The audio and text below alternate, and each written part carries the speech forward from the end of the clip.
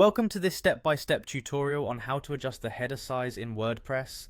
In the next few minutes you will learn how to modify the header by editing a paragraph element on your site. To begin, open your web browser and navigate to WordPress. The first interaction you will have is with the login button located at the top right corner of the page. Take a moment to locate it and click it. This will open the login options available on the site. Once you have clicked the login button, you will be prompted with several authentication methods. Choose the option that says Continue with Google. After selecting your Google account, allow the necessary permissions and follow the on-screen prompts until you are fully logged into your WordPress account.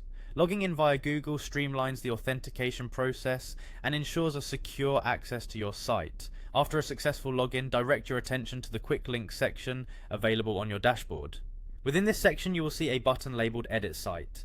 This is the gateway to the site editing interface where you will make all the desired adjustments. Click on Edit Site to be taken to the site editor where your website's content is displayed and can be modified.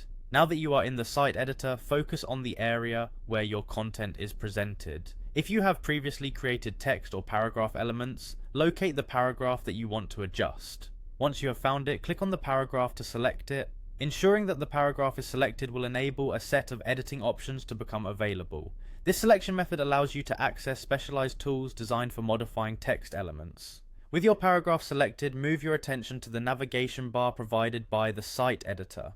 In this navigation bar you will find an icon that represents the paragraph element. Click on this paragraph icon to confirm that you have chosen the correct element for the transformation you wish to make. The interface might display subtle variations that indicate the availability of further options once the text element has been verified. After confirming your selection by clicking the paragraph icon, you will be given the option to transform your text into a header. Look for the option indicated by Transform to Header and click on it. This action converts the simple paragraph text into a header element, making it easier to manage the size and hierarchy of your content. Following the transformation, review the available editing tools once again.